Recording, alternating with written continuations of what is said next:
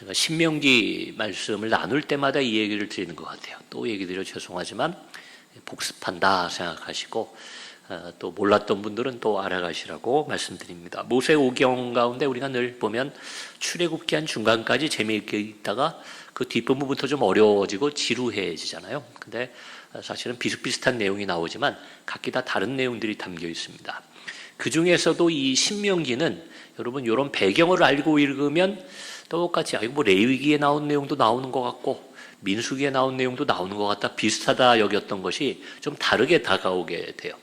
여러 차례 말씀드렸다시피 이 신명기는 모세가 요단강을 건너기만 하면 이제 가나안 땅이에요. 광야 생활 40년 모세가 인도해서 이끌었던 그 이스라엘 민족이 꿈에 그리던 가나안 땅을 들어가야 되는데 바로 그 요단강 건너편에서 건너가지 못하게 된 거죠. 여러분 그 내용은 아실 겁니다. 모세를 포함해서 출애굽 그 1세대 거기서 나왔던 어른들은 한 사람도 가나안에 들어가지 못하게 되죠. 그들의 죄로 말미암아 그들은 광야에 남게 되었습니다.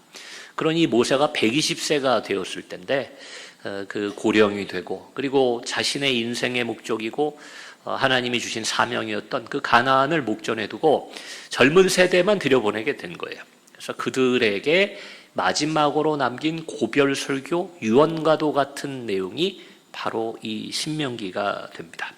그런 걸 알고 읽으면 뭐 비슷비슷한 내용이 나온 것 같아도 그게 되게 다른 감동으로 다가오게 된다는 거예요. 그래서 또 복습 차원에서 예전에도 말씀드렸지만 크게 세 가지의 내용이 뭐 설교로 말한다면 세 편의 설교가 이 신명기 안에 들어있어요. 가운데 토막이 제일 길게 돼 있고요. 1장부터 4장까지는 첫 번째로 광야의 교훈을 기억하라고 젊은 세대에게 얘기합니다.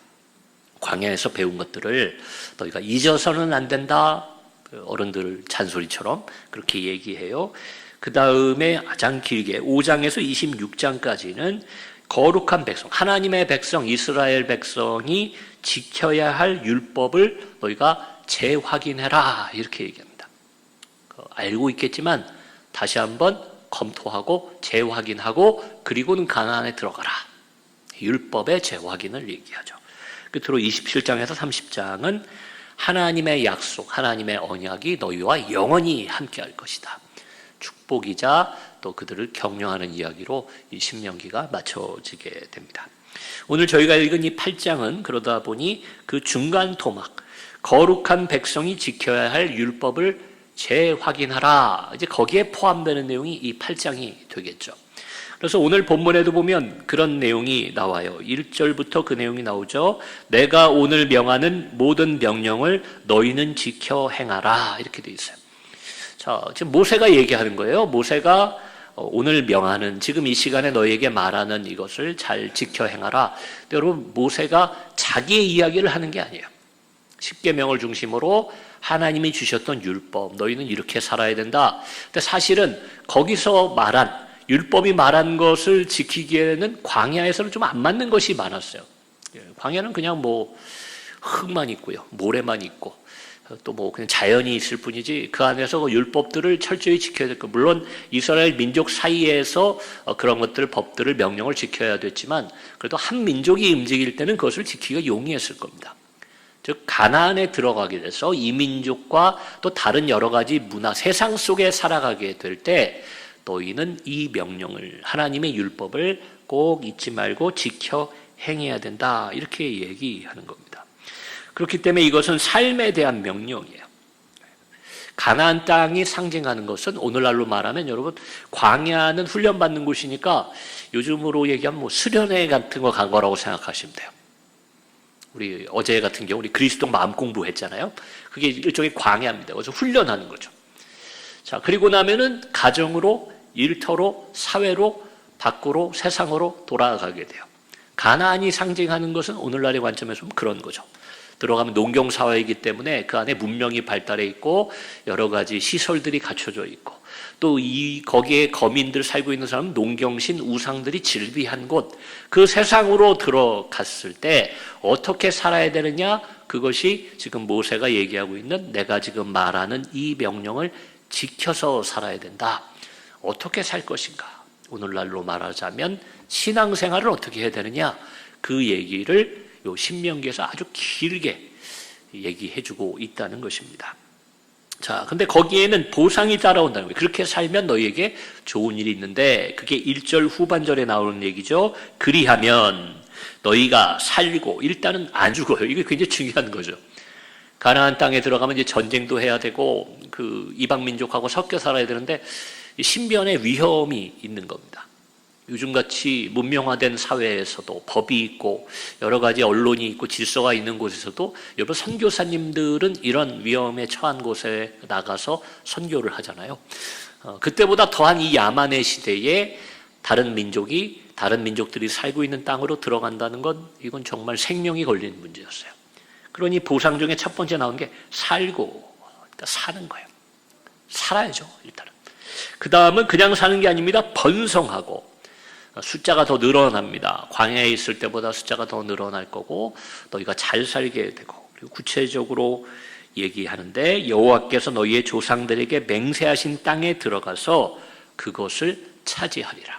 실제로 이후에 이어지는 여호수아서에 보면 그 땅을 점령해 나가는 이야기들이 나오게 되죠.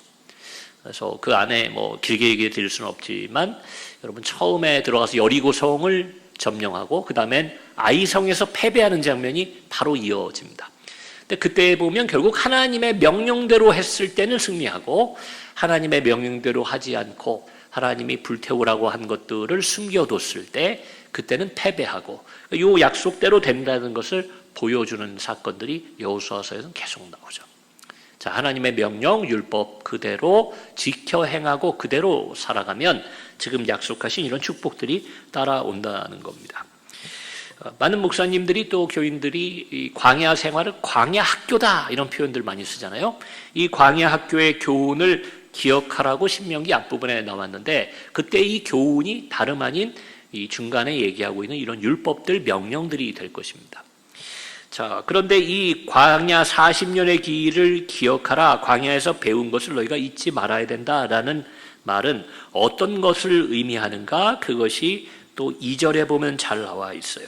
거기 내용이 어떤 내용들이 나오냐면 하나님께서 이스라엘 백성들을 낮추고 시험했다 이런 표현이 나와요.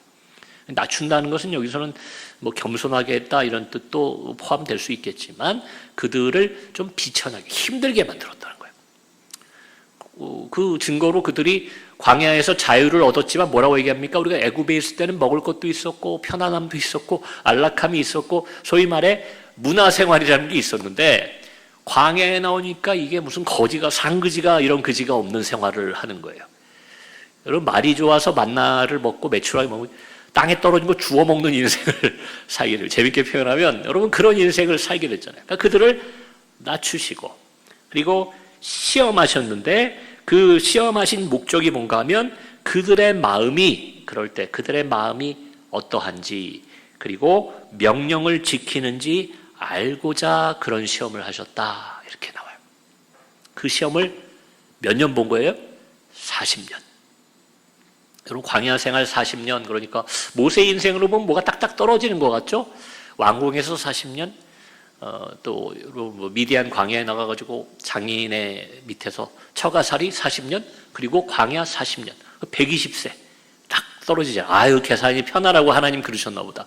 근데 저는 믿음의 눈으로 바라볼 때 그렇지 않아요. 만약에 그들이 광야의 시험을 잘 봤으면 지금 말씀하시죠. 너희를 낮추고 시험해서 그 마음이 어떤지를 하나님 보려고 그 중심을 보시려고 했다는 거예요. 너희가 정말 힘들어도 나만 바라봐야 될 때 그렇게 살아가는지 한번 시험 봐보자. 그리고 그 명령을 지금 주신 율법들을 잘 지키는지. 여러분 세상 시험도요 떨어지면은 재수, 삼수 이런 게 있죠. 두 번째, 세 번째 시험 봅니다. 그래서 만약에 이거 뭐 저만의 생각이에요. 1년 만에 2년 만에 통과했으면 가나안은 원래 금방 갈 수 있는 거리라면서요. 애굽에서 가나안까지는. 그러면 만약에 1, 2년 만에 시험 딱 패스했으면 들어가서 여러분 모세를 비롯해서 이 1세대들이 다 들어갔을 겁니다. 우리가 영적으로 한번 어떻게 보면 40년을 시험 봤는데 결국은 뭐가 된 거예요? 떨어진 거예요. 시험에. 합격을 못했어요. 그러니까 가나안에 못 들어간 겁니다.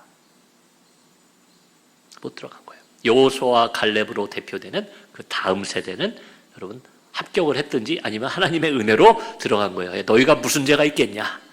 그래서 들여보내준 걸 수도 있어요. 그러나 이들은 40년 동안에 요 시험 간단한 겁니다. 뭐 그들이 뭐에 대해서 하나님 원망하고 뭐 때문에 모세에게 불평하고 여러 가지 이야기가 성경에 기록되어 있지만 오늘 이 신명기의 말씀을 통해 보면 딱 한 가지예요. 하나님께서 그 마음이 어떠한지를 고난 속에서 시험했는데 광야 생활에서 이거 못 쓰겠다. 너희는 낙제, 너희는 시험 낙방. 여러분 그래서 그들이 못 들어가게 됐다. 그 얘기를 하는 거예요. 그러니 이제 들어가는 세대에게는 다음 세대 너희는 그러지 마라. 마치 꼭 그런 얘기처럼 들려요. 굳이 모세가 우리는 실패했다 이런 말을 하지는 않았지만 꼭 그런 말처럼 들립니다. 그리고 3절에 보시면 이런 표현이 나오죠. 그들을 낮추고 줄이고 또 알지 못하는, 전혀 알지 못하는, 어느 정도 알지 못하면 그 만나라는 건요, 그들도 모르고 그들의 조상들도 모르던 새로운 것, 이게 뭐야 하는 거를 하나님이 그들에게 먹이신 이유는 익숙한 거, 그들이 좋아하는 거, 애굽에 있을 땐 고기도 먹고 마늘도 먹고 뭐 그랬는데 그런 것들 없이 사람이 떡으로만 사는 게 아니라 말씀으로 산다. 아무것도 없는 광야에서 그것을 훈련시켰다는 거예요. 하나님의 목적은 그거였다. 제가 오늘 제목을 그래서 알게 하려 하심, 그렇게 시험을 보는 목적은요. 저도 학교에서 뭐 이렇게 많지는 않지만 강의를 하다고 있지만 제가 늘 학생들이 강조하는 게 있어요. 시험을 보게 되면 다 그렇게 싫어해요. 요즘 시험 안 보면 안 됩니까? 시험 없으면 안 됩니까? 근데 제가 말씀드려요. 시험을 봐야, 과제를 내야 그 내용만큼만 여러분께 되는 겁니다. 나중에 공부해야지 해서 제가 뭐 노트도 나눠주고 본인들 자료를 이만큼 모아놓잖아요. 책도 이만큼 사놓잖아요. 나중에 안 봅니다. 저도 박사까지 공부해 본 사람이 알아요. 나중에 안 봐요. 몇몇 아주 공부 좋아하는 사람들 제외하고는 여러분 나중에 본다 그런 건 없습니다. 그런데 저도 대학원 뭐 박사과정 공부할 때 뭐가 남았나 보면 결국은 고생하면서 시험 공부한 거 그거는 기억에 남아있어요. 고생해서 과제를 냈던 거 그거는 제 걸로 남아있더라는 겁니다. 하나님이 광야에서 40년 동안 이스라엘 백성을 시험 보게 한 것은 목적이 뭔가 하면 괴롭히는 게 아닙니다. 거기서 1등, 2등, 3등 줄 세우려는 게 아니에요. 무언가 그걸 통해 알게 하고자 하는 뭔가 남는 게 있게 하려는 하나님의 의도가 있었다는 겁니다. 근데 그걸 모세가 아주 요약해서 얘기해요. 사람이 떡으로만 사는 것이 아니라 여호와의 입에서 나온 말씀으로 산다는 것을 알게 하려 함이라. 요거 알면 사실은 광야에서 시험 패스하고 가나안 들어가서 그 다음에 나온 거 있잖아요. 살고 번성하고 약속하신 땅을 차지하는 것까지 그게 다 주어졌을 텐데 요거를 패스하지 못한 겁니다. 떡은 뭘 상징합니까? 여러분 우리가 인생을 살아갈 때 사람이 중요하다 생각하는 거예요. 그게 다 떡으로 상징되는 거예요. 예수님도 그런 시험을 사단에게 받으셨죠. 떡을 만들어 먹어라. 이 돌덩이로 떡이 되게 해서 먹어라. 그때 예수님이 말씀하시는 거죠. 사람이 떡으로만 사는 것이 아니다. 여러분들 우리는 이 떡으로만 사는 것은 아니다. 이 말이 참 저는 그래도 감사하고 다행인 것 같아요. 떡으로 사는 게 아니다. 그럼 우리가 금욕적으로 살아야 되는데 떡으로만 사는 게 아니다. 여러분 한국어 익숙하시잖아요. 이게 어떤 의미입니까? 떡도 좀 필요는 하다는 거예요. 떡도 먹어야죠. 그러나 떡으로만은 살 수가 없다는 걸 광야 40년 그것을 알게 하시려고 했던 것이 하나님의 의도라는 겁니다. 자, 우리가 하나님의 말씀으로 산다고 모세가 얘기했는데 그 말씀대로 살지 못하는 이유가 이 신명기 8장 뒷부분에 나와요. 모세가 아무래도 어른이고 그러니 젊은 세대를 향해서 걱정이 되니까 잔소리를 하는데 그 안에 굉장히 중요한 내용이 담겨 있습니다. 12절에 14절 그 이어지는 12절과 14절에 보면요. 제가 뭐 읽어드리지 않고 요약해서 말씀드리면 이런 거예요. 너희가 이제 앞으로 가나안에 들어가서 배부르고 아름다운 집에 거주하고 광야 생활하고 좀 대조되는 겁니다. 배불리도 먹고 아름다운 집에 거주하고 소와 양이 번성하고 은금이 증식되며 즉 소유가 다 풍부하게 될 때에 교만하여 하나님 여호와를 잊어버릴까 염려가 된다. 그렇게 얘기해요. 여러분 이런 얘기는 신앙생활을 많이 들어보셨죠? 다 좋은 거 아닙니까? 배부르게 잘 먹고 아름다운 좋은 집. 요즘은 아름다운 게 중요한 게 아니라 어느 지역에 한 평에 얼마짜리 사느냐 뭐 이런 게 중요하다 그러는데, 여러분 그런 집에 만약 산다 가정하시고 소와 양이 번성하고 은과 금이 증식되고, 뭐 표현들이 지키는 정도가 아니에요. 그게 계속 늘어나는 겁니다. 자산이 막 은행에 넣어놓은 돈들이 막 계속 늘어난다 생각해 보십시오. 얼마나 좋으세요? 그런데 그때에 어떻게 된다고요? 교만해져서 하나님을 잊어버린 거예요. 실제로 그게 성경에 보면은 그들이 가나안 땅을 점령하고 이어지는 사사기의 이야기에 그들이 하나님을 잊었다, 하나님을 버렸다, 그런 표현이 굉장히 많이 나와요. 살만하면 잊어버린 겁니다. 죽겠습니다 하면 하나님이 사사를 통해 구원해 주시는데 좀 살만하면 또 잊어버리는 거예요. 여러분 그것을 모세가 이야기하는 거예요. 그것이 두렵다, 그것이 염려된다. 여러분 그때 그 자리에 있었던 젊은 유대인들, 이스라엘 백성뿐만 아니라 사실 우리들도 염려가 되는 거예요. 모세를 통한 이 하나님의 말씀은 너희가 염려가 된다. 너희가 잘 살게 될 때, 성공할 때, 그때 어떤 일이 되나 하면, 여러분 가나안으로 인도해서 앞으로 이제 지금 이때 시점으로 얘기하면 복을 주실 분은 여호와 하나님이세요. 그런데도 사람들이 어떻게 얘기하냐면 17절에 보면 이렇게 되어 있습니다. 그러나 내가 마음에 이르기를 내 능력과 내 손의 힘으로 내가 이 재물을 얻었다 말할 것이라. 여러분 나라는 표현이 많아요. 내 능력과 내 손의 힘으로 내가 이 재물을 얻었다. 여러분 그 청교도주의의 영향이라고도 보는 분들도 있는데, 한국 개신교 기독교인들이 특별히 자수성가 정신이 굉장히 강하대요. 그래서 뭐 새마을운동 예전에 보면 뭐 이렇게 잘 살아보세요 이런 거 할 때 기독교인들이 많이 앞장섰다는 거예요. 그래서 고생하고 열심히 새벽 기도하고 일찍 나가서 근면하게 일하면 하나님 복을 주신다. 여러분 좋은 거지만 그게 자칫 잘못하면 나중에 성공하고 모든 것을 이룬 다음에 내 공로를 생각하기가 쉽다라는 거예요. 내가 했다, 내가 이것을 이루었다, 내가 노력했다, 내가 고생했다, 그런 말을 하기가 쉽다는 거예요. 그래서 18절에 모세는 계속해서 이렇게 얘기합니다. 내 하나님 여호와를 기억하라. 그가 내게 재물 얻을 능력을 주셨습니다. 자, 내가 노력했어요, 내가 수고했어요, 내가 공부했어요, 내가 땀 흘렸어요. 그러나 그 능력도 하나님이 주신 거라는 거예요. 모세가 정말 좀 뛰어난 설교입니다. 이것만 읽어도, 신명기 8장만 읽어도 설교 한 편이, 아주 좋은 설교 한 편이 나올 것 같아요. 이같이 하심은, 그렇게 하신 이유가 나와요. 왜 하나님께서 그런 능력을 너에게 주셨는지 아느냐? 그 얘기가 내 조상들에게 맹세하신 언약을 오늘과 같이 이루려 하심이니라. 하나님 모든 것을 우리에게 주실 때는 하나님의 약속, 우리를 선택하셔서 우리를 구원하시고 우리를 부르신 그 약속을 이루려고 여러분 우리에게 복을 주신다. 이걸 아셔야 돼요. 내가 뭘 했기 때문에 주시고 내가 뭘 안 하면 안 주시고, 여러분 그런 것이 아니라는 거예요. 그러니까 우리는 요 시험만 잘 보면 돼요. 떡으로만 사는 것이 아니라 하나님 말씀이 있어야지. 여러분 아무리 많은 것이 있어도 산소가 없으면, 공기가 없으면 우리가 죽는 거잖아요. 이건 기본으로 우리가 늘 공기가 있으니까 모르고 사는 거지만, 깊은 바다에 들어가야 되는 사람들이나 우주에 나가야 되는 사람들한테는 여러분 다른 거 챙기는 거는 두 번째 문제예요. 산소통. 산소를 얼마나 잘 챙겨가고 많이 챙겨갈 수 있느냐, 그게 급선무인 거예요. 그러니까 우리가 늘 하나님의 말씀과 은혜 가운데 살아가니까 모르고 살고 있지만 그게 없으면 죽는 거예요. 떡이 좀 없으면 힘들고 배고프고 고난이 되는, 오늘 본문에 나온 대로 하면 좀 하나님이 낮추셔가지고 우리를 시험하는 것 같은 삶을 살지도 몰라도 죽지는 않는다는 거예요. 중요한 것이 하나님 말씀이라는 것을 우리는 기억해야 되고, 그 우리를 결국 복 주시는 하나님 언약을 우리가 믿어야 합니다. 여러분 그러기 위해서는 모세는 내가 오늘 너에게 명하는 이 명령을 모두 지켜 행하라. 즉 하나님의 율법을 지키라고 말합니다. 오늘을 살아가는 우리들에게 주신 율법은 뭡니까? 하나님의 명령은 뭘까요? 모세가 권면하는 것은 뭘까요? 그렇죠. 그거 하나밖에 없어요. 제가 요즘 늘 얘기하는 서로 사랑하라. 그거 하나요. 그거 하나.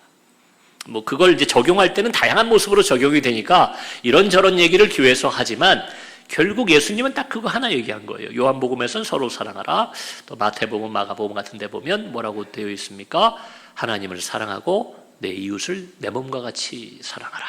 그렇게 되어 있습니다. 그걸 못하는 이유, 그 사랑을 못하는 이유도 똑같아요. 오늘 이 신명기 8장이 가르쳐주고 있는 바, 우리가 우리의 욕심에 취해가지고, 그리고 그 때문에 또 우리의 작은 성공 때문에 교만해지고, 그리하여 하나님을 잊기 때문에 서로 사랑하는 걸 못하는 겁니다. 여러분, 내가 누가 용서 안 될 때 보세요. 그 이유는 내 유익, 내 욕심, 내 교만함 때문에 보통은 누가 용서가 안 되는 거예요.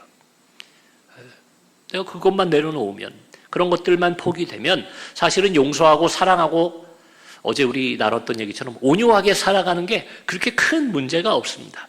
웬만하면 그렇게 살 수 있어요.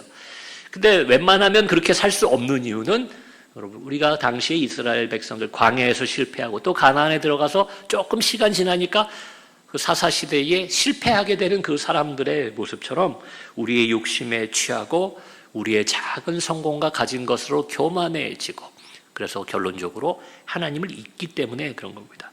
여러분, 오늘날 교인들은요, 신자들은 하나님 은혜입니다, 이런 말을 입버릇처럼 많이 해요. 아이, 축하드려요. 정말 잘 되셨네요. 와, 어떻게 그렇게 되셨어요? 그러면 아이, 다 하나님 은혜죠 라고 말합니다.